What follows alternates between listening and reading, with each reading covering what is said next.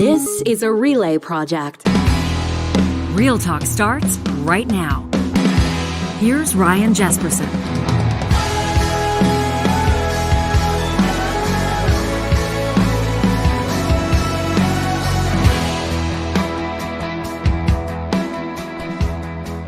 We wish you a happy Thursday. It's December 8th. Jespersen and Hicks here live from the Real Talk studio in Edmonton's historic Mercer warehouse. How you doing, pal, this morning? I'm doing pretty good. You? Good. I wanted to kick off the show with a quick mention before we go any further to let you know that registration is now open for the second annual Real Talk Pond Hockey Classic. It's coming up this Saturday, February 4th. 2023, we're going to have 36 teams there. We know this one's going to sell out, so I don't want anybody that's going to want to participate in this with a team.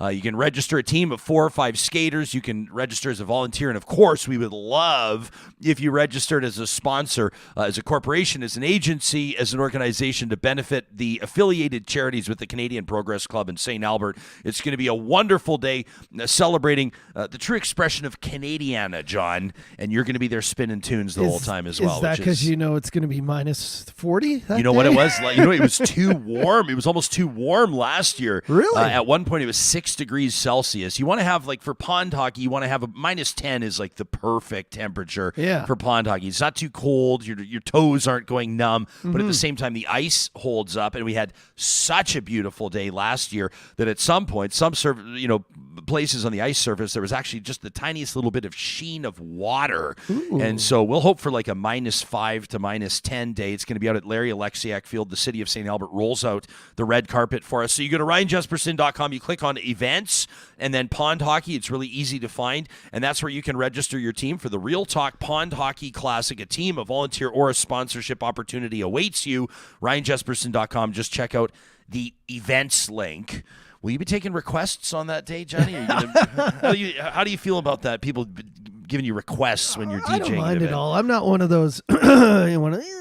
I only play what I want to play. Okay, play what the people want. Because you and I are going to be we're sort of co-quarterbacking a corporate Christmas party next Friday. That's going to be fun. It's our friends at Apex Automation. I can't wait. It's going to be awesome. And I had a meeting with their team yesterday, and they said we're putting together a whole list of requests for Johnny. Great. And I went, oh boy, makes my job easy. I'll just play that. You know what? The one guy on their team that's really sort of, he's in charge of kind of the vibe of the party. He says to me, the only list I'm making for Johnny are songs we don't want to hear. That's and nice. I said, okay. I like that. I said, well, give me an example. He says, Summer of 69. I said, it's a Christmas party, pal. Come on. I don't think he's going to play Summer of 69 at your Christmas party.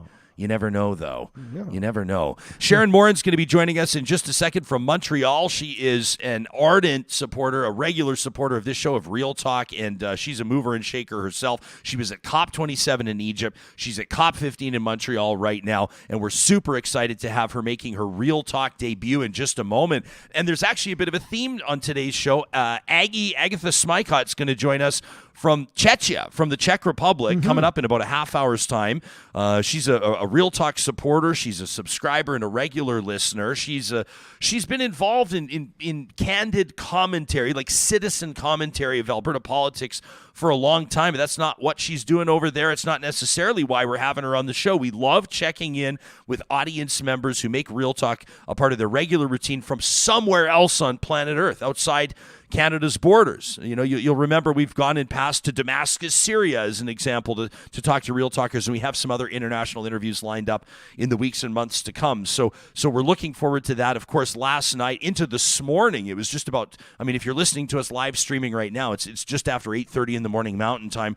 The Alberta Legislature lights were on at 1, even 2 o'clock in the morning as Danielle Smith's, do I call it the controversial Sovereignty Act Bill 1 passed third reading, which means it will become law. This is, of course, the first, what do you want to call it? The Danielle Smith is making good on her promise to those that put her into office through her United Conservative Party leadership race. She says she's going to change the tone of this fight with Ottawa. She's not necessarily using the word fight, but that's what it is. And in her comments last night after that bill passes, she's raised some eyebrows as she said, quote, "It's not like Ottawa is a national government."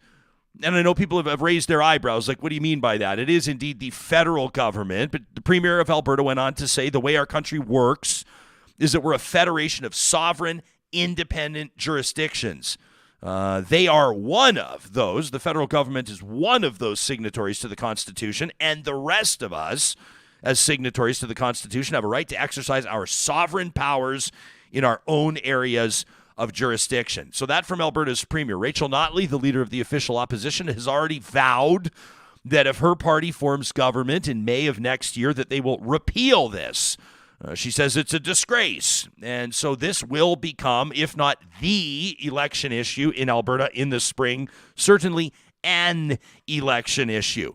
We're already hearing from Real Talkers. You know our email address, talk@ryanjesperson.com. And, of course, you can hit us up in the live chat. We'll look to that today in our hashtag RealTalkRJ, powered by our friends at Park Power. Cheryl CC'd us on a message to her MLA. It's Miranda Rosen out of Banff. And Cheryl, who obviously, Johnny, lives in one of the most beautiful places in the world, if her MLA is the representative for Banff Kananaskis. Cheryl writes into her MLA, CCing Real Talk, says, I have thought long and hard whether or not I'm going to contact your office with my opposition to the Sovereignty Act. My thoughts, why bother? My MLA probably approves of it, and if she doesn't approve, she's sure not going to speak out on it. It may be a waste of my time to write. Cheryl, remember, it's never a waste of your time. She says, every time I've contacted the office, I've been in clear opposition to your opinions. She's writing to her MLA, to your votes, to your actions. She says, like many of my friends and neighbors, I've felt unheard and helpless under this provincial government. But today, says Cheryl, she sent this just about an hour ago, I have decided to write. I have to tell you that I, and many like me, will be working as hard as I can to remove this government in May. I don't need or want a response to my absolute opposition to the passing of the Sovereignty Act of Bill 1. I just want you to know, MLA Rosen, that I disapprove. You don't represent a majority of your constituents, and that's it. So that's from Cheryl, a Real Talker.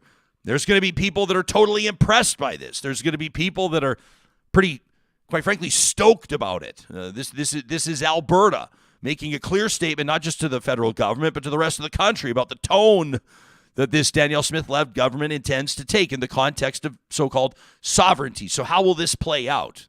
To state the obvious, this is what everybody's going to be keeping an eye on over the next number of months. And how Premier Smith navigates this is going to say a lot about what her chances of getting elected look like in a general election in May. How much saber-rattling versus actual action or tangible progress will there be? What does sovereignty look like with regards to the initiatives that this provincial government takes? And how does this all play out, and what does it mean to the average Albertan? When it comes down to it, that's all people care about. The act itself was amended to remove some of those sweeping powers that Cabinet was going to have. When it came to the criticisms around being undemocratic, that was the number one thing that had to change. That was the number one thing that prompted Premier Smith to send this thing back to the drawing board. Not everybody gave her credit for that. Some did, but what passed last night remains with some questions around not just the constitutionality of it. I mean, Alberta's Lieutenant Governor right now has acknowledged, you don't hear this often, you don't hear it too frequently. She's acknowledged that she's going to consult, she's going to get her own legal advice. It's her job not to sign off on anything, not to grant royal assent to anything that is unconstitutional. Could there be a storyline there? We'll wait and see. We'll see how well this thing has been drafted. But when it all comes down to it, the people will decide whether or not this is something that sets the tone that the 4.5 million or so people that call Alberta home want to say, that they want to send that message to the rest of the country. Is this it? We'll look to your comments on this, and of course, this is something that we'll cover, including with our Real Talk Roundtable presented by Urban Timber, our friends, tomorrow. Our leadoff guest this morning is a project manager. She's a representative of the women of the Métis Nation. She's a proud daughter, a sister, an aunt, a mother, a cookum, and she cares very deeply about the community around her. That includes the environment, the climate, biodiversity of planet Earth. It's what's taken her to Egypt just a short time ago to COP27, the UN Climate Change Conference. And now it's why she's in Montreal at COP15 as Canada hosts the world for conversations on biodiversity. She's a great friend of this show. She's making her Real Talk debut. Sharon Morin, it's so nice to see your face, and welcome to the show. Hi, how are you? I'm doing well. You and I resolved to do this. We made a plan to get you on the show when we met live for the first time at the live taping of the Strategist podcast, and here you are months later. I'm glad we were able to make it happen. You're in Montreal right now? Yeah. Yeah. What were you there? I mean, the festivities, the conference itself, some big government announcements, funding announcements made yesterday. What were your first few hours like in Montreal at COP15? Well, today will be my first full day. I'm going to go get my badge after I'm done this. Yesterday, I took some time and went into Old Montreal and had some dinner and kind of relaxed and get myself situated and ready for the day to start today. You're going to go pick up your badge. I want to jump to something real quick before we go any further. You just received a new accoutrement for your lapel just a short time ago. Can we talk about this Jubilee medal? I mean, that's got to be something that's pretty exciting for you. Take us into your thinking and where your head's at after being bestowed with such an amazing honor. Well, I found out before I went to Egypt. I was supposed to. They had the big event in Calgary in November while I was in Egypt. But when I got the email from the Museums Association, I was floored. Like I started to cry actually in my living room by myself. Just really like totally humbled by it. And then when I went there the other day to get it, I brought two very special people with me. My former boss, Sherry Strachan, and my coworker, Selena Lawyer. And because they did the whole road with me while I was doing that career in the museum field. And then my good friend Tom Hunter, who works at the U of A museum, also got received a medal. So he bestowed mine on me, which made it really special too. So it's just such an honor. And my mom is like a Diamond Jubilee recipient, and so is my oldest brother. So there's three of us in the family. Wow. Which I find interesting that have gotten these medals. So the family's got two Diamond Jubilee medal winners and a Platinum Jubilee medal winner. It goes to say something. What were afternoons or evenings like? What were mornings like on Saturdays around the family table? Was this a something where a conviction of community service, of service to those around you? When you talk about your family and your family dinners, mine were very similar, except they were just highly focused on Métis, and it was always like, what have you done today? What are you doing in the community? Who have you helped today? And that kind of upbringing. So my mom was a real activist and did a lot of grassroots community-based work, and then, as you know, ended up in the Canadian Senate. Yeah. So yeah, I kind of follow and her. She actually, when I think about it, she groomed me to do what I'm doing. I couldn't do it. I wouldn't do this. I couldn't have done it without her. Well, I was going to say they're like huge shoes to fill, which is incredible. But you're walking miles in those shoes, and it's remarkable. I want to talk to you about, I mean, in a particularly Métis perspective, an Indigenous perspective, in the context. I mean, you're going to be attending COP in Montreal. You were at the climate change conference in Egypt, right? There for what, the better part of 2 weeks. Yeah. Can you talk to us about what you were doing over there and some of the perspectives that you were helping to share, and maybe some of the progress that you believe that you made, or some of the high water moments? Yeah, no, I was there with the Métis National Council as part of their delegation. We're the first Métis delegation to attend any of the COPs. People from the organizations have attended before, but they went as independent people or on their own, not with a team. So there was a group of us. Some went the first week, and then the rest of us finished. They go the technical side. They kind of prep and get everything ready for us and let us know what's going on. And then we come in the second part, and we go and attend, in particular, the side events. Indigenous Peoples Caucus every day I attended, which was fascinating because it's Indigenous people from around the world that are in attendance there, and finding out what's in particular on the agenda, and then going and finding those events that relate to those agenda topics, and then going back and reporting the next morning to caucus about what was talked about and that. So we spread everybody out. I went there to actually sit on a panel or two. I ended up sitting on a couple of panels, but I was also there as a support. And everybody that I went with was was 35 and under. They were all young people, and I'm not that age. I'm quite a ways away from that. I heard they were calling you auntie. Yeah, so I was Auntie Sharon. Even on the stage, I was introduced. We're so grateful we have Auntie Sharon here with us. Hmm. So it was really really like I loved doing that and being that for them, but they also needed that. The youth are carrying a heavy load and they're doing this work and they're very action based. And there were times when they just needed that hug or that piece of sage or just that reassurance that they're doing the right thing. We put it out to the audience, and I was asking people if they're we asked around COP27 in Egypt, and we're asking it now around Montreal. And I don't mean to be cynical. I'm just curious to know where people are at. Like, do you have actual expectations that something tangible will come from this? Or we talked to a rep from the Nature Conservancy of Canada the other day, and as part of that conversation, going, there were goals set in the 90s, there were goals set in the early 2000s, there were all these goals and plans, and nations from across the planet signing on, with the exception of the U.S. in a lot of circumstances, and really none of the targets had been met, none of the goals had been met.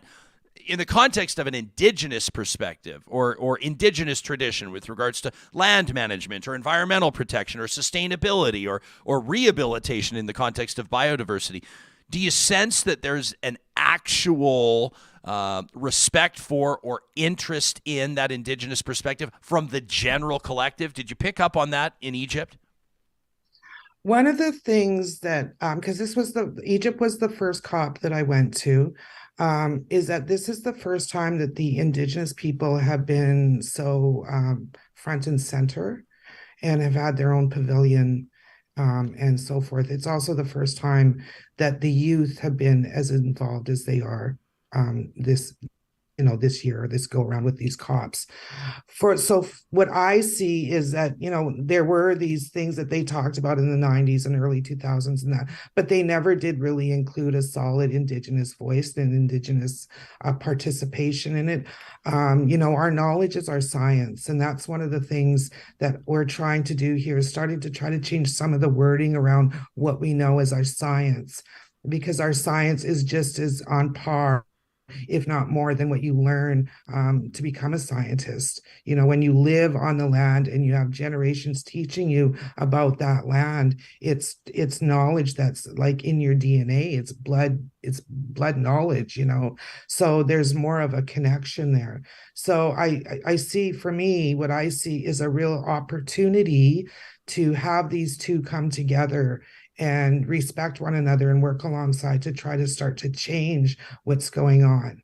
I also see the youth here as the youth are action based. They, talk is cheap. They want action. And I see them really being participatory, not just in the protests, because that's just what they show on the media.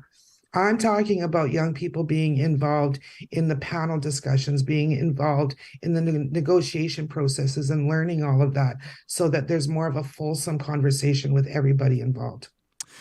Interesting to see yesterday. I mean, making a big splash, the federal government, as COP kicks off in Montreal. It was December 7th, depending on when you're listening to this. Wednesday, the conference gets going, and Canada committing $800 million to support Indigenous-led conservation projects. The Prime Minister making the announcement says the feds will spend up to $800 million to support 4 major Indigenous-led conservation projects covering nearly 1 million square kilometers. The PM made the announcement at the Biosphere Environment Museum, accompanied by Indigenous leaders as well as Federal Environment Minister Stephen Guilbeault and others. Among the projects to be funded, marine conservation and sustainability initiatives in the Great Bear Sea, along BC's north coast. This has been championed by nearly 20 First Nations in the area. Also protections for boreal forests and lands across the Northwest Territories and Nunavut. What would you like to see? What would be a top priority when we're talking specifically? The focus of this conference will be on biodiversity. What's something that to you would mark a win if there was a considerable amount of talk, some funding, and maybe a plan coming out of it? What's one of your top priorities? Well, I think for me personally, being a person of the prairies, growing up in northern Alberta, I would like to see more focus around the grasslands and more. I know, because you had Tom on the other day talking about it and talking about working with ranchers and that. Yeah. But But I think it's important that we consider the other people that live on that land and maybe try to conserve more than, the 30% or whatever it is. I'm really concerned about the grasses. We have medicines that we collect. I think about our sage and I think about our sweetgrass. And what if we don't have that there? Mm. What if that's not there for us when we want to go and do our practice, our medicine, when we want to do our ceremonies, when we want to heal ourselves. My teaching about sweetgrass is that sweetgrass is so sacred. It's so sacred that even the buffalo don't eat it. Mm. And so, like, what would we do if we didn't have that? Like, that's what I think about. It's in my heart. Like, I feel it in my heart when I talk about this. I have the shirt on. It says Wekotowin. And Wekotowin is all my relations. And when I think of Wekotowin and using it in this sense, I am related to the rivers. I'm related to the rocks. I'm related to the grasses and the berries and the trees. All of those are my relations, and I have to protect them. That's beautiful. I was talking to a friend yesterday. I don't know if what he said to me is private or not, so I won't give too many details, but he works with the Alexis First Nation in development in a senior role. And he was talking to me, Sharon, about how they just procured last week 200 bison. And they're going to be releasing these into some of the lands where they're hoping to see a return. I mean, like what you're talking about, restoring the native plants and grasses, and obviously great significance there. I appreciate you helping us understand that significance. But he was talking to me. I know I'm not telling you anything you don't already know, but it was fascinating for me. He says, so the bison come. He goes, and then the bison dung will attract certain insects, and then the insects will attract certain birds, and then the birds will attract other predators, and then and he was kind of painting a picture. I mean, the bison is obviously a symbol of so much in many different ways, quite frankly. But the mindset around how the bison will be used to restore the bigger picture he just had me on the edge of my seat. It was fascinating stuff to hear. Yeah, no, that's so true, and it's just like all my relations, they're all related and they all support each other. So, and at Métis Crossing, they got buffalo in, or, I call them buffalo, in last year. So, they've got those up around Smoky Lake in the Métis Crossing. They did a ceremony last year at Elk Highland Park because they're having problems with invasive grasses there that don't belong. Mm. And so they did a ceremony there, and they're going to be doing some more practices. They're looking at other things that they can do and to try to rid them of those grasses and bring back the natural grasses. Fantastic. Well, these are the types of conversations, obviously, that thousands of people are going to be having in Montreal. And I think that the conference itself will prompt bigger conversations. I mean, here's the evidence right now. This podcast will be heard by thousands of people who may be thinking about this kind of thing for the very first time. That's kind of our mandate every single day, is to get people applying the big picture stories to their own lives and understanding more about what it means. I don't know if you want to get into politics. I don't know if you want to get into any conversation outside of biodiversity and COP, but certainly this week, a huge story. The Métis Nation of Alberta members voted 97% in favor of adopting a constitution. It's being described as the largest vote in Canadian history undertaken by an Indigenous nation. Some great reporting by Katarina Solz with the CBC. The results show, as I mentioned, 97% of the nearly 16,000 members who took part in the vote to adopt the Métis government constitution, a document that will pave the way towards self-governance. I want to ask you about it, if you're willing and candid to talk about it, about what it means and the significance of it, and just your thoughts moving forward out of that vote. Well, the 16,000 is, I think, about 30% of the membership. About 56,000 members. So yeah. Yeah, there was there was a small percentage that obviously disagreed, and there are some people out there that are not happy with it. I will say, and I've told everybody, that I did vote for the Constitution. Like, I said, in my family, growing up, that was front and center around the kitchen table. My mom was in her, we moved up north because she got a job with the Métis. It was then the Métis Association of Alberta. And they changed it to the Nation in the 90s. So I remember conversation always around being in the Societies Act and how that wasn't representative of who we were as a nation. And that if we wanted to be respected and to move forward and to be a sovereign government and, look after our kids and, those kinds of things within within that government web. We needed to be a government. And so I think the Constitution was needed. Is it perfect? No. But I think there's room to change and move. And people are scared of change, I understand that. But it's 90 years we've been under, we're the longest running Indigenous government, Métis government in Alberta, with 90 years. It started in St. Albert in the late 1920s. And so, we have to have a constitution. Like it's imperative. So good. How do you in this? I keep saying this and then I keep stopping I'm going to say in this age of reconciliation or this era of reconciliation. And I suppose in one sense it's probably accurate, I guess, because more people in Canada are talking about it. With regards to tangible progress being made, I guess maybe that's in limbo a little bit, and everyone will have their own opinion on the steps being taken there. But the Métis perspective on it is a little bit, it's a unique one, right? It's a little bit different, as is the case with every First Nation across the country. We've heard that from Indigenous leaders en masse that have joined us on this show to say that an issue or a priority or the terms of reconciliation for a First Nation in northern BC will be different than one in Saskatchewan, will be different than one in the Maritimes, for example. What does it look like to you as a proud Métis woman? Reconciliation? Yeah. I think it's when we're all together and understanding this history of this country we call Canada. I think it's when we are respectful of each other. And that's everybody. That's not just Indigenous people. And when I use the term Indigenous, I mean First Nations, Métis, and Inuit, because that's what that word means. But for all people from all walks of life that come into this country, that's true reconciliation.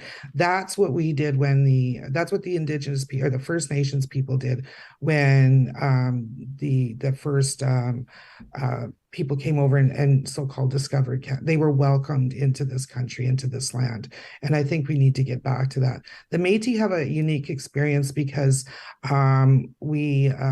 a lot of us, a lot of the Métis that still have a very strong Catholic connection because of the residential schools and so forth, right?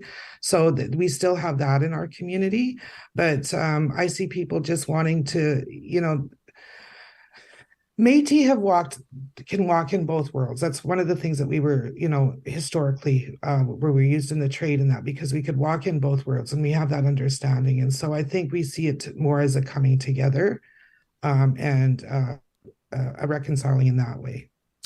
The only thing, Sharon, that people are disappointed about, as far as I can tell right now, with your appearance on Real Talk, is that they're not getting your comments in the live chat. So they're missing your comment. but we've always valued your perspective there, and I feel like it would just be like I would regret later if I didn't set the table for your comments on the Alberta Legislature last night passing Bill 1, the Sovereignty Act. I mean, I'm sure that you'll have something to say about that before we let you get to what you got to take care of in Montreal today. Where's your head at with it all? I don't know. I'm just kind of speechless about the whole thing.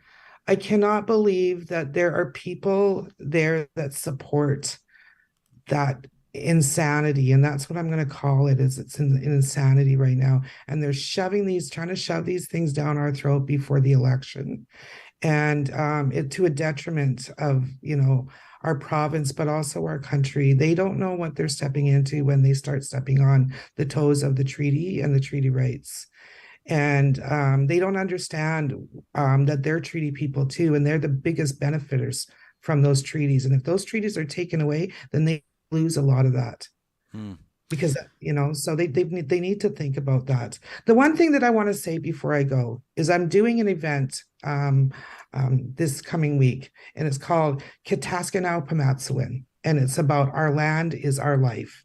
And that's how we're taking this. And I think, that's how the treaties are going to be looking at it. The land is their life, and they're not going to let that go away. Yeah, powerful perspective from you here and from Danny Parody as well on our most recent Real Talk Roundtable just this past Friday. People can check it out. She's a journalist right now with APTN. She's done national reporting for many years. She's Métis herself, and she made some great points as well.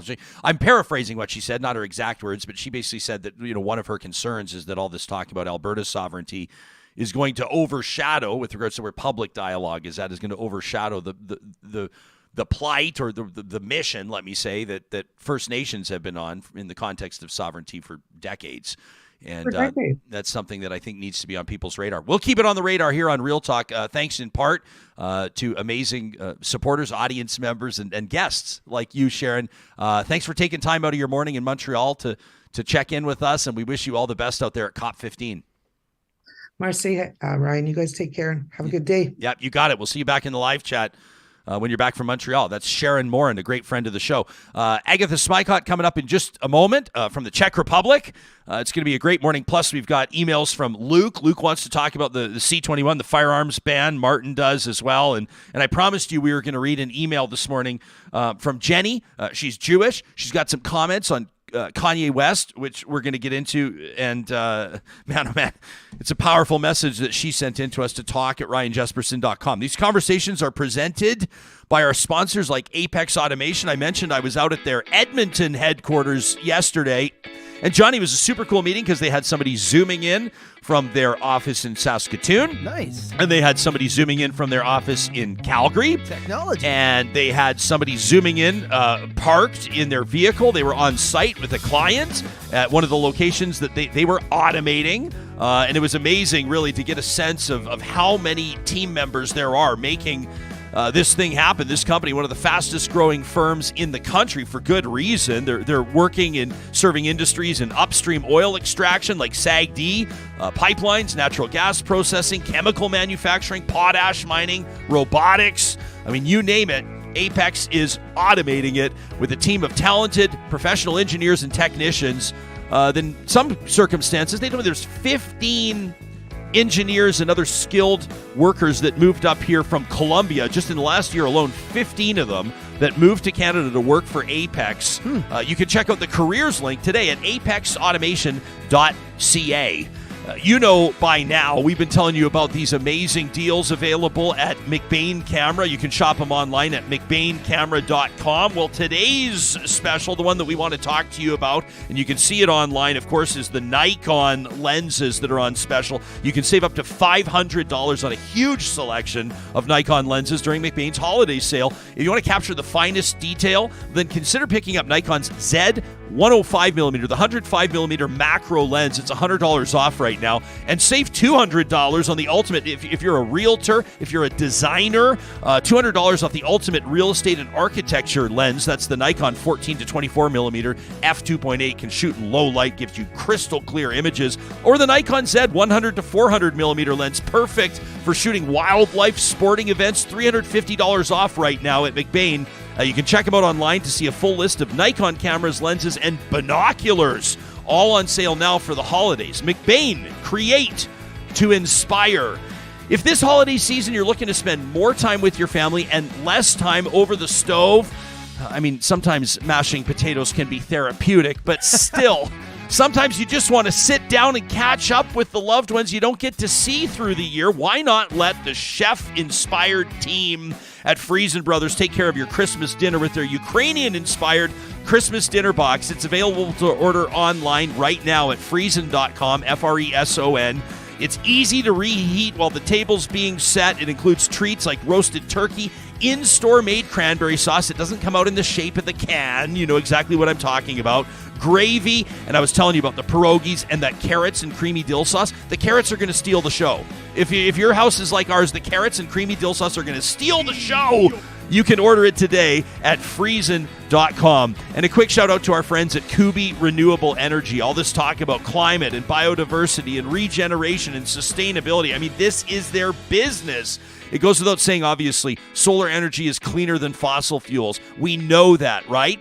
But why go solar on your home today? Well, because it's a renovation that's going to increase the value of your home, and it's going to pay for itself. You'll be able to cut back on electricity costs and end your reliance on energy companies and their unpredictable rates. Get your free quote today, kubienergy.ca. Find out how much it's going to cost you, and then go to the blog link on their website to learn more about the Canada Greener Homes Grant. You could get the whole project covered by a zero-interest loan from the federal government. They give you 10 years to pay it back. Kubi can quarterback it for you at kubienergy.ca. Our next guest has been a great friend of the show since we launched, and she embarked on her own adventure just about a year ago. Agatha Smykot, a former Calgarian, who, in her own words, is now awkwardly navigating life in the Czech Republic. Despite having a background in agriculture, she works as a proposal manager right now in the automation industry. Interesting timing for that. She enjoys snowboarding. She's a huge fan of German sports cars. She's probably seeing a lot of them over there. And rage tweeting about politicians, which Aggie, you know, we're going to talk some politics today. That's going to happen. But you're making your Real Talk debut. Welcome to the show. Where are you specifically checking in from? First of all, thank you very much. I'm really happy to be here, and I'm actually in my office, not my office. I snagged a meeting room just so I wasn't disturbing anybody else. But yeah, I'm in the office today in Brno. Okay, very cool. So we've kept you. This is right around probably right around supper time over there, isn't it? Ish. It is, yeah. It's just after 5 o'clock. So as soon as we're done our chat, I'm gonna hop on the bus and head home. Awesome. Well, thanks for staying late. We appreciate it. Paint a picture for us. Obviously, people that know the Czech Republic, people that have been lucky enough to visit, know the stunning beauty of that country. Tell us a bit about Brno and what took you over there. So Brno was not someplace that we had ever visited in the past. We've been to Prague a few times as my husband's family is Czech, but so Brno was a new adventure for us for sure. It's what's called the Czech Republic's second city. So it's the second largest city in the country. It's got about 350,000 people, permanent residents, but it's 100% a college town. I mean, there are students coming here from all over Europe. The main university here is part of the Erasmus program. So a ton of students are coming here to do their Erasmus practicums. And it's a really hip, bumping city, great food scene. There's always something going on, and it seems like it's pretty good for families as well. So we're enjoying it here. A lot of people, when we move from Twitter into real life, or when we go offline, people still refer to others by their Twitter handles, and some people are going to go, "Oh my gosh, that's Aggie Loves Eggs. That's Aggie Loves Eggs. This is her in the flesh." You worked in ag in particular. You worked in the poultry business or in the poultry lobby for quite some time, didn't you? Can you refresh my memory? I did, yeah. I was the producer services administrator at the Egg Farmers of Alberta for about 2 years before I decided to reproduce. And yeah, it was good. It was fun. And before then, I worked in sales in poultry, and I have a degree in poultry science. So how I ended up in automation, I don't know, just circumstance, I think. Hey, life bumps us around in weird and wonderful ways. Is it fair to call you, and we're just treating this like we're having coffee, so we're going to bounce around a little bit. Is it fair to describe you as a small C conservative? Depends on what we're talking about. I'd say like fiscally, probably. But in terms of social issues, I'm probably definitely more towards the progressive side. I do consider myself a feminist and an ally to the LGBTQ plus community. And I'm pretty passionate about both of those things. Isn't it interesting these days, and this will even raise the ire of some people, but real talk, isn't it interesting that when you ask somebody if they would consider themselves to be a conservative, many of them will offer the caveat that they're an ally of the LGBTQ community, and they find that that is a relevant statement to make in the context of whether or not they consider themselves to be a conservative. I always find that says a lot, doesn't it?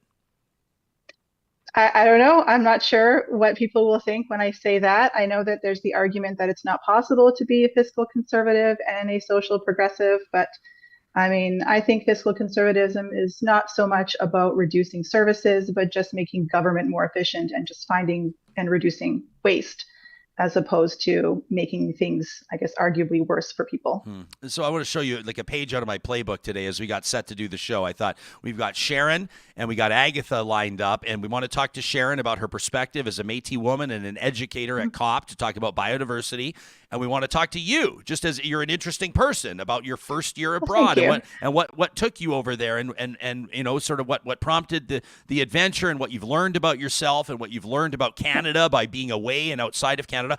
But I also thought these are also two people that I can't wait to ask them about what's going on at the Alberta legislature and Alberta politics, because both of you are quite outspoken about your perspectives. I've gleaned, the reason why I asked for your political leanings is because I've seen you mix it up on Twitter before. You're not shy to share your opinions. I really respect that about people. And so I'm curious to pick your brain. I mean, yeah, sure, you're what, 15 time zones away or whatever it is, but I'm sure that you're aware that the Sovereignty Act Bill 1 passed third and final reading, and your thoughts on the direction that Danielle Smith has taken this United Conservative Party, the Alberta government. Oh, I don't even know what to think of her, to be honest. I have no idea what direction she wants to take the province. It's hard to say. I think, to be honest, I think she's a little bit wacky with some of her opinions. The Sovereignty Act seems like, from what I've read, just really poorly written and possibly unconstitutional. So I'm really surprised that it's being pushed so hard. What do you do if you look into your crystal ball? How do you see the next 6 months going? What do you think this election is going to look like in May? Oh, good question. I mean, as much as I'll be honest, if I could vote as an Albertan, I would probably vote for the NDP. So I am hoping that Rachel pulls a win. But I mean, I don't know.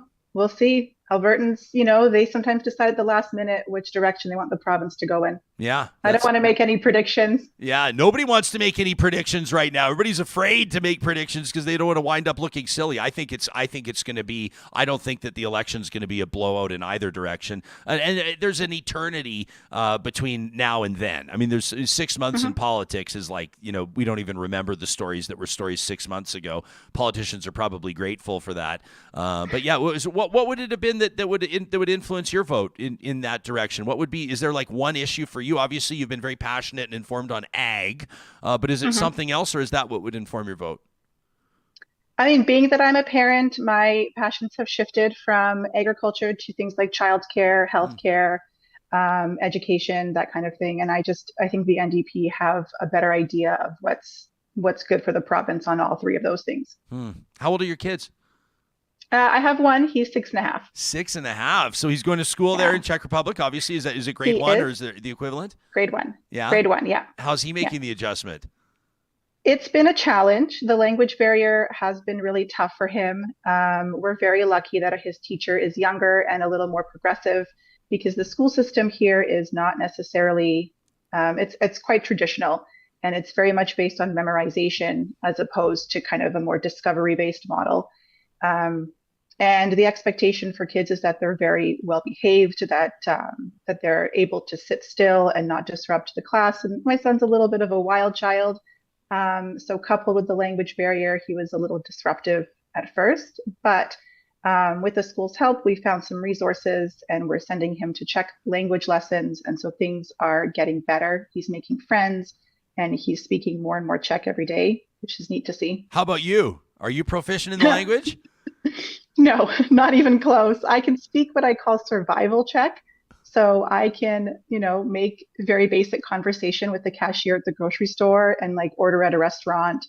But that's about it. I rely very much on my husband, who is a Czech speaker, to just be my personal translator. Did he grow up there, or did he move to Canada, or what's his story? No, he was born in Canada, but his family, much like mine, they defected when both Poland and the Czech, and I guess Czechoslovakia then, were under communist or Soviet occupation. So they moved to Canada. His father has moved back to the Czech Republic since then. And his mom is still in Canmore, actually. Huh. Oh, really? Yeah. So a couple of beautiful communities halfway around planet Earth there were represented.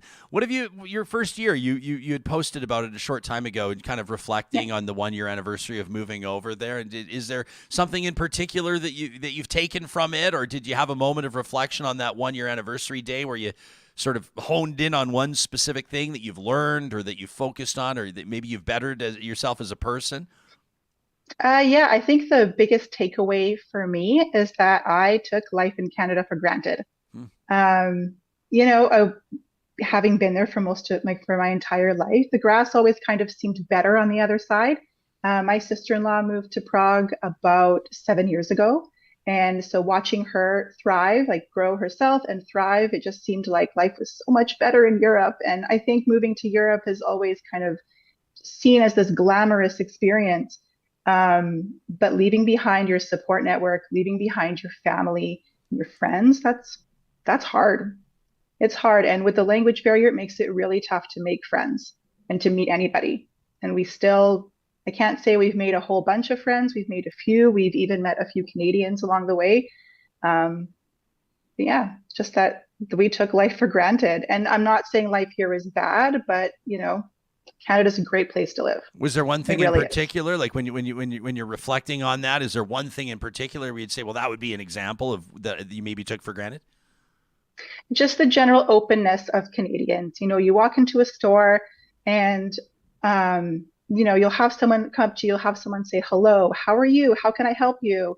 And I know sometimes it can be a little bit frustrating when someone is like chasing you around the store and asking you if you need a fitting room or if you need, some help every 3 minutes. But Czechs are very reserved. And so when I first moved here, I interpreted that as rudeness. People don't smile here. So you know how you make eye contact with somebody in Canada and you kind of give them that little kind of smile, acknowledgement, maybe a little nod. You don't get that here. If you smile at somebody, I think they probably think you're a serial killer or you want to steal something from them. Dwayne is. I'll just let that settle for a second. Dwayne is. Did you ever play that game when you were like a teenager? Did you ever play that game with your friends where you had the mission was to try to get to the back of the Gap? The store you had to get to the back of the Gap and touch the back wall without a staff member greeting you. Yes, absolutely. I remember that. We would wager like a New York fries or something. If you could get to the back of the Gap without a staff member greeting you, then you would win. And you'd always be so disappointed impossible when somebody came up and offered to help. Dwayne is watching us on the live chat. He's wondering how, it's a general question, but I'd be curious to know how you'd answer it. You're closer to it than we are, geographically anyway. How you feel about the situation in Ukraine? Is that something that feels like more of an everyday reality? Is there a regular reminder? Where are the Czech people at with that? How are they processing it? What do you see around you? Well, we do see obviously more and more Ukrainian license plates. Yeah. There have been about 400,000 refugees that have come to the Czech Republic, although I think about half may have either left the country and gone elsewhere in Europe or they've gone back.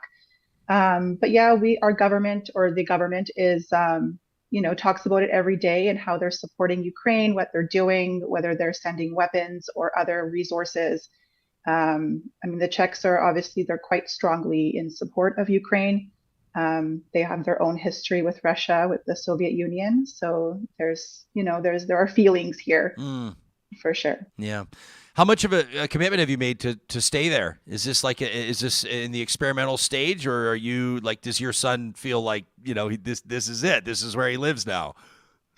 It varies from day to day. So sometimes we'll ask him and we'll say, do you want to go back to school in Canada? Like, would you like to start grade 2 in Canada? And he says, no, I won't go back to Canada in 12 years when I'm done school. Okay. And then there are days where he looks at you, he's having a bad day and he says, Mommy, why did we move here? I don't want to be here. I want to go back. I want to see my cousin. But we're still in the experimental phase. We said 18 months when we moved that we would stay for a minimum of that long. So that puts us in June. But we're kind of, I'd say 50-50. If things stay okay here, then we'll probably stick around a bit longer. It just depends on the situation, how the situation in Ukraine develops. Inflation is really high here, so we're just kind of watching prices and that kind of thing. Is that right? Like, it's in Canada, I think the national average, inflation, it's been, I don't have it right in front of me, but it's like 7-8%. And it's always strange when you talk to economists to realize they say, well, actually Canada's doing pretty well. Like 7.5% inflation. We're doing okay because some countries are looking at 11-12% or higher. What's it been like over there? It's been 18%. What? Over the last few months. Yeah, 18%. It just dropped to 15 last month. But yeah, we've watched prices increase like literally weekly. And there are some things when I did some price comparisons, just kind of checking the Walmart.ca app, there are some things that are more expensive here now than they are in Canada. And salaries are much lower. So we're lucky. We make a good salary, both of us. But I don't know how some other people are doing it. I really feel for them. Yeah, no kidding. Or where are you seeing it most? Like, I would imagine, most people would say fuel, groceries. Is that what you talked about Walmart to a certain degree. Is that where you're seeing it? Food for sure.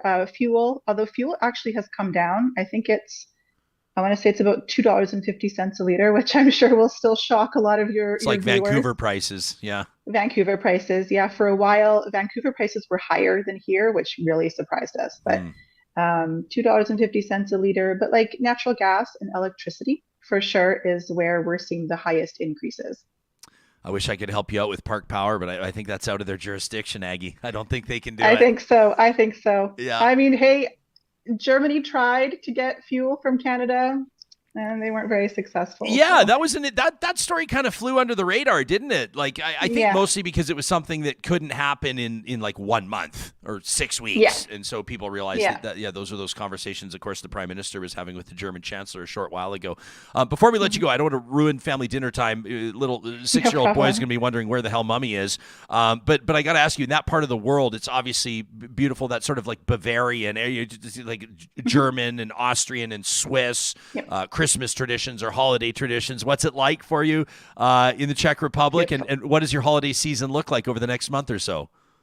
It's absolutely beautiful everywhere you go. So there is obviously a giant tree. There's 2 giant trees in the center of Brno. There's Christmas markets in every city and every small town. So we were in Bratislava last weekend, and we went to their Christmas market, and it was just an absolute blast. We have plans to go to Český Krumlov, which is another smaller city on the other side of the country in southern Bohemia. And then we're hoping, fingers crossed, that we can actually make it to Dresden the following weekend for their market. So I'm trying to hit up as many as I can because they're all a little bit different. And I mean, mostly I just want to drink mulled wine. Yeah, that's the best part about it. That's the best part about it. It is. And try not to spend all of your allowance at every single booth that you visit at the holiday market, right?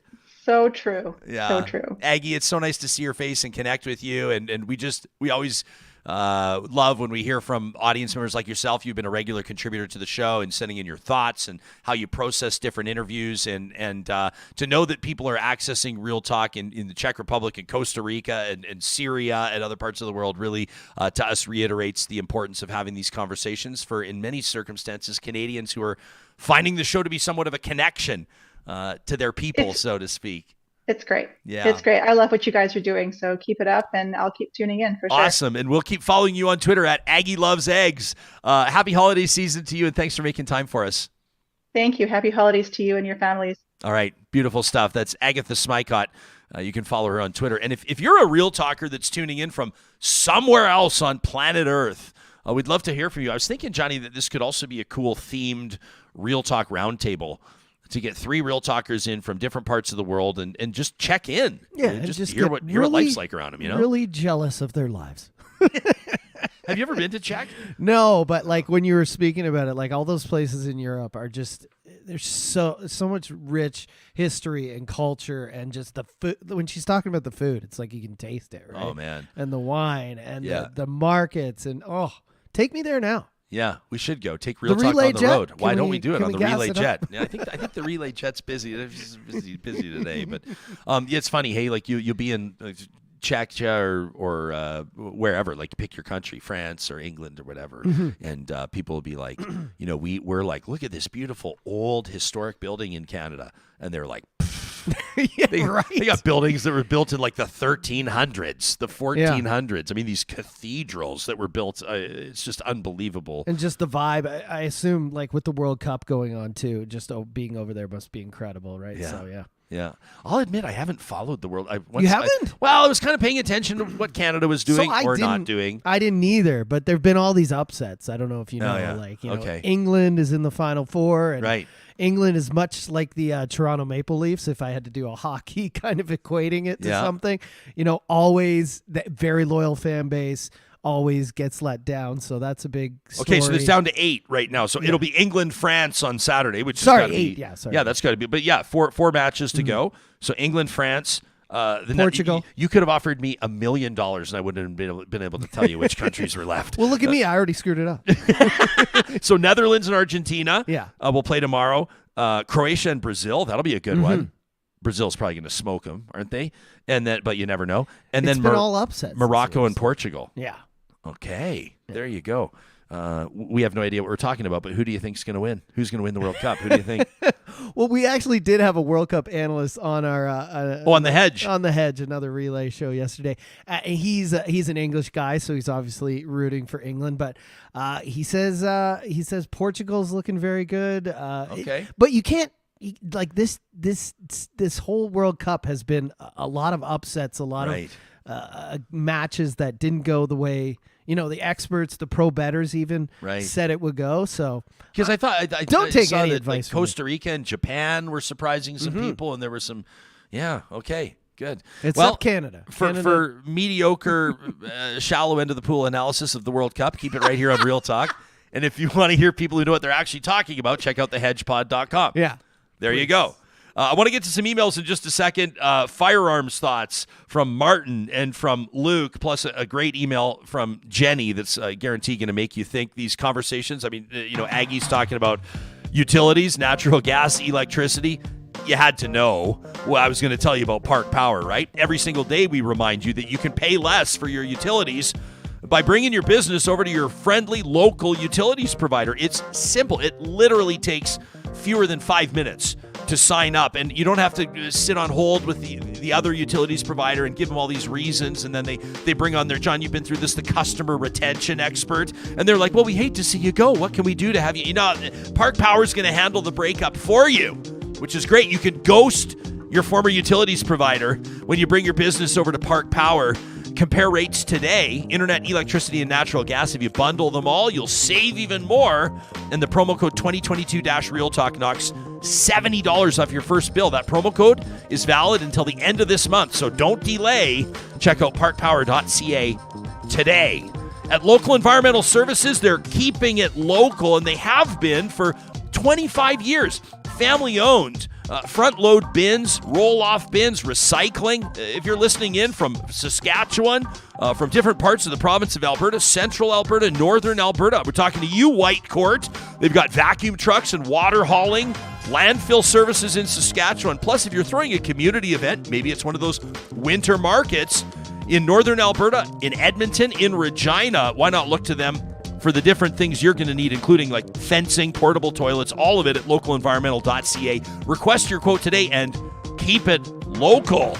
Same goes with our friends at Eden Landscaping. We've been showing off some of their specific projects this week, painting a picture for the podcast, and just showing you unbelievable photos on our YouTube stream, like this backyard oasis. This was a feature that wound up on Greenland's Garden Tour. This was designed and built by Mike and his team. I'm showing you landscapeedmonton.ca right now. You can check it out for yourself. It's a pioneer project, a fast favorite among the young neighborhood. The clients were a little bit apprehensive because of the ambitious nature of the design. We were talking to Sharon earlier in the show about a lot of the native plants and grasses. That's been a big part of how Mike's been designing projects for a long time. You can pick his brain on those landscaping trends by getting in touch with them today. Landscapeedmonton.ca is where you'll find the team at Eden Landscaping. And if you are going to be hitting the highway this winter and you want to stay out of the ditch, you know what I'm talking about. Those days, right? Especially the big highways before the plows get out there. Every 500 meters, it seems, there's a rig in the ditch waiting for a tow truck to get it out. It takes 48, 72 hours sometimes, depending on how bad conditions are. Now, we can't guarantee that a Jeep will keep you out of the ditch, but what I can guarantee is that you're going to get North America's most reliable four-wheel drive performer. The Jeep brand has been trusted since the 1940s, and you'll find the best selection in the province from Sherwood and St. Albert Dodge. Plus, check out the Dodge Durango. You need maybe that third row of seating, and of course the Jeep Grand Wagoneer, an absolutely beautiful machine. That one's going head-to-head against the big luxury brands. You can shop Sherwood Dodge, St. Albert Dodge online or in person. Check out the sponsors tab on our website. Yeah, man, those are always the mornings, hey, when you see there's a vehicle in the ditch every 500 meters. Yeah. And a lot of people, you just know the story. They've just decided to take what they need out of the glove box and leave it there. They're going to find the four-ways vehicle. Are on. It's going to get home when it gets home. Yeah. You know, because coming from the south side, you're always like, John, why are you always here 10, 15 minutes late when it snows? But, coming from the south side, I see at least 3 people pulled over with their four-ways on every day. Yeah. And they've got winter tires, they've got everything, but it's just, there's still some people out there rocking the summer tires. Ice. They're going, hey, we only have to get through 3 more months. Only got 3 more months. And then I'll admit I have the M+S ones on. What are those? That's the all seasons? Yeah, I gotta go up. Well, they're not all season. They're legal. What's to drive MS is in mud and snow? Is that what mountain that is? and snow? Mountain and snow. But next week. I'm getting because Are ya? already we're sliding around. You're finding it not sufficient. Yeah, can't wait till January, February when we really get into when we winter. get into the blizzard season. I feel like I should do a DQ read right now, but I'll hang on to it for a second. So, Luke, so we're talking about, we welcome your emails all the time. We get a ton of them, and we really appreciate it. We try to make time every single show to make sure that we hand you the floor. It's your show, and we appreciate your feedback. And we've been talking a lot about Bill C-21 and firearm rights and firearms laws in Canada, and talking about gun culture in Canada versus the United States. And obviously, there's a ton to talk about. Dr. Lise Gotel yesterday, she had some involvement in Ottawa talking about C-21 in the context of domestic violence, for example. If you didn't hear that conversation, make sure you check it out. And we know that many of you will come to this conversation from different points. Neil sent us an email yesterday, and a couple of you wrote in to comment on that, including Martin. His email in just a second. But Luke got in touch with us, and he said, we have a real schism here in Canada. He said, it's basically, he says, I would pin it down as the urban versus the rural lifestyle. That's kind of how Luke is wrapping his mind around this gun conversation. He says firearms in Canada are definitely more prominent in rural Canada. He says because like of the firearm safety and the use and the basically safe use and a practical understanding of when and how to legally use them. It's mostly restricted to outside of the big cities, where illegal use and the abuse of firearms more generally occurs. That from Luke. He says they're ingrained in our society. Guns are. And with an estimated 7.1 million guns in Canada, banning and confiscating firearms is neither reasonable nor practical. He says that my opinion may not be popular, but I think it's worth considering. He says, I think in high school, firearm safety and CPR should both be taught in grade 12. He says more people being educated on what guns are allowed in Canada, how guns are intended to be used in Canada, and knowing how to safely handle and store guns in Canada is a good thing. Luke says, I think in the big cities, only one story is seen about guns. They're not these magical death sticks that are only used by criminals. And I really believe that everybody should be educated and have a functioning understanding of firearm safety, so in the future we can have a more educated debate. He says, I'm curious to know what other Real Talkers will think. That from Luke. What do you think about a firearm safety course? I think that people would, I honestly think, and Luke says this may not be a popular idea. I think you're right about that.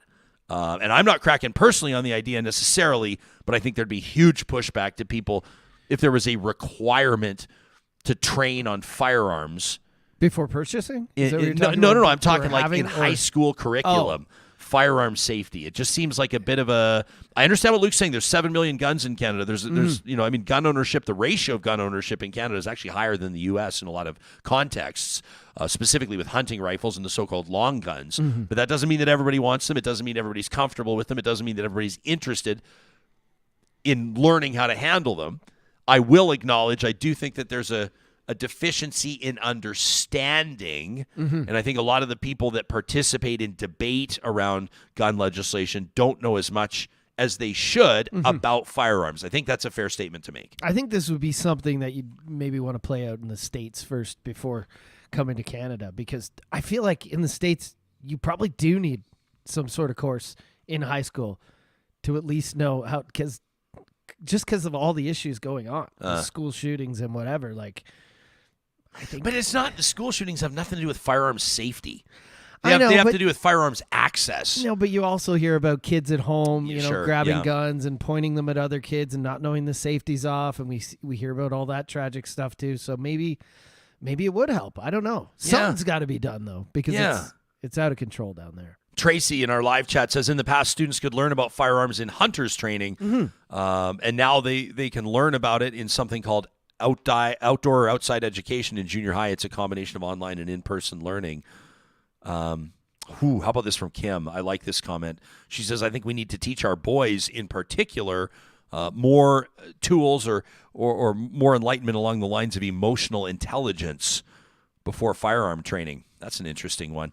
Man, if you could rewrite the high school curriculum, right? I mean, people talk about, what about learning about credit? What about learning about finances? What about learning? They don't really. I know there's COM. Well, do they still have COM, career and life management? Had it way back in the day, but even then, Do we really teach kids about the tangible, practical stuff they need to know? I don't think so. And I don't want to use the word sad, but it's kind of sad that we're talking like we need emotional intelligence training. We need gun training. We need, managing finance training in high school. It's actually like the state of the world, right? Like, what about teaching those people are all the more important things than learning science calculus and math. And, Although calculus is important for sure, but like I would, I think also, teaching people how to recognize valid sources of information, how to teach people to sniff out red flags when it comes to fake news online or misinformation or disinformation. I mean, these are the tools that people need to learn and have. And I don't know that I wouldn't say high school students. I don't know that grown ass adults have that ability, quite frankly. I see evidence of it all around me that they don't. And I know what you're saying when you say you don't want to put guns in kids' hands, but you've seen some of the kids we've had on here today. They're so much more advanced. They're so much more mature. They're so much more intelligent than we were when we were younger. So I don't know. I think maybe it could help. Yeah. Yeah. Let us know what you think, Real Talkers. This one from Martin. He says, in response to Neil's message, Ryan, which you read earlier in the week on C21 on the so-called gun law, he says, I grew up on a farm and we had guns and we all had the talk that guns are a privilege. They're a tool with the sole function to kill, and no amount of responsibility around guns could ever be enough. And part of that responsibility involves the acknowledgement that one day we may be asked to give them up. We used guns on the farm to put down livestock that was suffering, thankfully, rarely. And contrary to the established talking points, there's no great threat to livestock from wildlife. Oh, boy. He says some threats, yes, depending on the area where one lives, but there's no great epidemic of wolves and bears and even coyotes killing livestock. We're going to hear from some farmers on this one, I know for sure. He says even if one was to see livestock being attacked, they would have to have their firearm with them to take any action. I never knew of even one farmer who transported guns with them out of caution. I'm grateful for my upbringing. I have family members that hunt. There's no lack of exposure to firearms. When one talks about the Canadian tradition of hunting, says Martin, that in no way guarantees that it has to involve firearms. Says if we want to get into the weeds, you could say that the tradition of hunting actually originates with the First Nations. And for tens of thousands of years, they, as all of humanity, did so without firearms. So any talk about the connection between hunting and firearms is contemporary human development. It's not hypocritical, he's referencing Neil's email, to enjoy movies that feature firearms and still be against firearms. One is fiction and the other is real life. One should be able to make that distinction. Nobody's cheering for the firearms in the movies. They're cheering for the good guys. The firearms are an action mechanism, right? Says, keep in mind the use of firearms in any movie revolves around force, around killing. One can watch those movies and not want to celebrate that in the real world. When Neil talks about the high regulation of firearms, high regulation to whom, wonders Martin? That's the whole issue here, isn't it? Those that think there are too many regulations and those that think there are not enough. If Neil is so proud about firearms being regulated, should he not welcome any and all regulation? The growth in gun sales to women should not be celebrated at all. No increase in firearm sales should be celebrated. It's a troubling indicator. As I say, firearms have only one purpose. They're a tool with no branch of uses. Having the firearm conversation with others, well, what about target practice? Often a regular response. Well, what are you targeting in the practice? Why are you doing it? It's about being accurate for the kill. Society should be greatly concerned that more people are taking on tools specifically designed to kill. Martin says it's unfortunate to see Neil, the Real Talker, fall into a hole of political propaganda. Justin Trudeau does not love wedge issues more than any other prime minister. Basic policy is not a wedge issue. Having different policy initiatives is not divisive. There's no malicious intent. There's no pitting of groups against each other. Martin says, I had no love of Stephen Harper, but I understood that he was of a political stripe that I simply did not agree with. That's what having different parties and platforms is all about. No one's beating on gun owners. As a self-admitted enjoyer of firearms, Neil should understand the risks and the privileges and understand that as part of the great responsibility, he and others can and should be asked to give up more.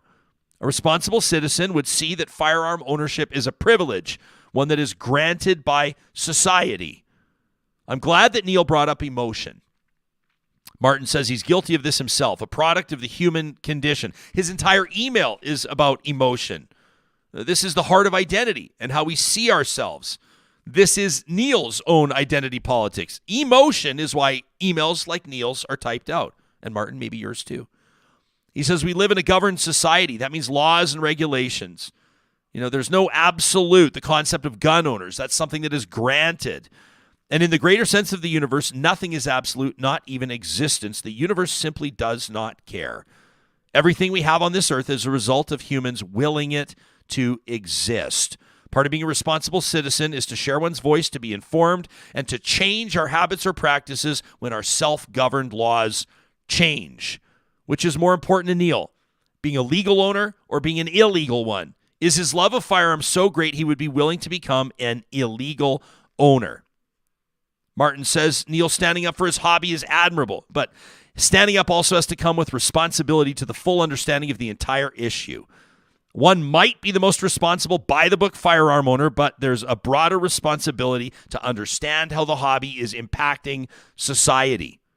How many people need to be threatened, need to be killed to enable the hobby of a few? Saying a few may sound harsh, but it is the reality. A responsible citizen would give up the thing they like, the thing they love, if it meant stopping the needless deaths and other violence that results from firearms ownership writ large. Thank you for your time. That from Martin. I know not everyone's going to agree with Martin either. That's not the point. We don't bring these emails to you because we agree with them all the time. We bring them to you. We present them to you after they've gone through our vetting process because they've made us think, because they've added nuance to discussions, because they make points that are outside of the points that we would make in our sphere or our realm of understanding. And we're so grateful for them. And as we wrap here, I wanted to present this email from Jenny. This is a big one. This is about Kanye West. And I know I promised you I'd try to limit my conversation about Kanye West. This is getting heavy here. The Alex Jones stuff, that interview just went off the rails. I mean, Kanye just implicitly and directly and clearly stating that he has admiration for Adolf Hitler, to me, was just the point where we say, I think we're done talking about this. But Jenny's email, we wanted to wrap the show with this to get you thinking on it. And by the way, a happy Hanukkah to all of our Jewish audience members, the friends of the show. It was wonderful to celebrate in person a little bit last night with some dear friends. Jenny says, Shabbat Shalom and Shabbatov. Says, one evening a couple of weeks ago, before it got too cold to go anywhere after dark, I ran over to the neighbors for a quick drink. One of those visits where you're only planning to stay for half an hour because it's a work night. I had a few other guests as well. Among them, a young fella I'd never met before. After I'd been there for a little while, I heard the young fella burst into raucous laughter. And he said something along the lines of, you could see the little guy's little Jew hat just spinning. Jenny says there were a couple conversations going on, and so I don't know the context of the comment. And you know what I said to him? Absolutely nothing. That's what I said. I was the only Jew in the room. And as far as I know, my house is the only Jewish house in the entire area. I'm not super keen on giving potential anti-Semites any openings, but you know what? No one else said anything either. Now, do I believe that this young man is a violent anti-Semite? No. I think he was a kid in a room full of people twice his age, and he was feeling some kind of a way. But would I stake my safety on that assumption? Not an ice cube's chance in hell.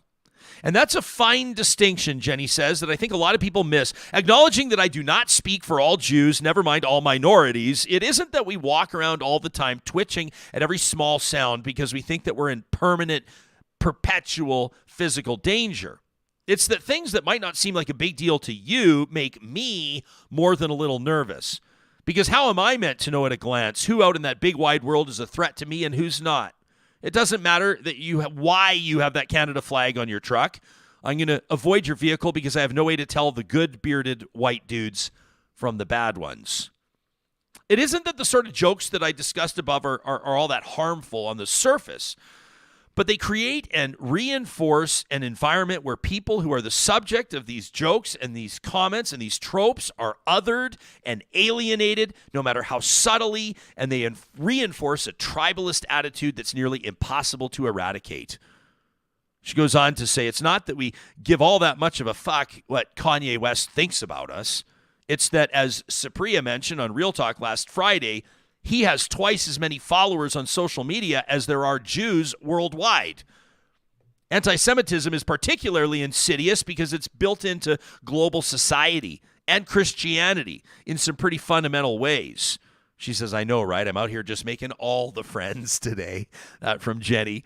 She says, I think that the way that anti-Semitism lingers in our culture is possibly almost solely because it goes unexamined. And I really want to encourage Real Talkers to take the time to learn a little bit about anti-Semitic tropes, the blood libel, the Decide myth, the global conspiracy. Jew hate neither became nor ended with the Shoah. And it is not restricted to one end of the political spectrum or the other. We need to zoom out to understand the full extent of what's at play. She says the UN Human Rights Commission has some great elements that people can learn about anti-Semitic discourse, but I'm sure that any local rabbi could point any audience member to better resources than I ever could. And once you have an understanding of how all this leads us to where we are, please speak up. Jenny says, I've heard people say they don't say anything because they'll never be able to change anything, but this isn't about you. A brief moment of discomfort for you makes a safe person for people in your life, and it could save one of your fellow human beings from harassment or worse. She says, anyway, off my soapbox. Thanks for considering reading the email on the show, and I want to wish all the Real Talkers a great rest of their week. That from Jenny. Unbelievable stuff. I appreciate the perspective check. You can let us know how this resonates with you. We welcome your feedback anytime to talk@ryanjesperson.com. Coming up on tomorrow's show, we'll check back in with Supriya Dwivedi, and of course, we're going to be presenting another Real Talk Roundtable thanks to our friends at Urban Timber. Really looking forward to that discussion. In the meantime, make it a great day, friends. Go pick yourselves up. It is blizzard season. Go pick yourselves up a treat from the Dairy Queens of Northwest Edmonton or Sherwood Park. Sign up for the Real Talk Pond Hockey Classic on our website, and we'll see you live streaming at 8:30 Mountain, 10:30 Eastern on Fridays. Real Talk.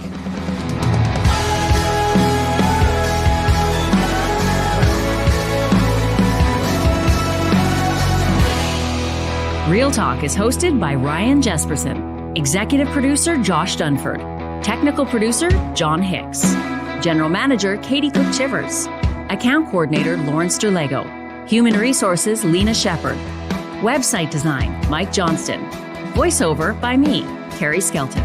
Real Talk's editorial board is Supriya Dwivedi, Ahmed Ali, Brandy Morin, Ann Castleman, Corey Hogan, Harmon Candola, Catherine O'Neill, and Chris Henderson.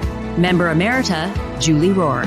Real Talk is recorded in Edmonton, Alberta on Treaty 6 territory, the traditional and ancestral territory of the Cree, Dene, Blackfoot, Saulteaux, and Nakota Sioux, home to the Métis settlements and the Métis Nation of Alberta. Real Talk is a relay project. For more, check out ryanjesperson.com.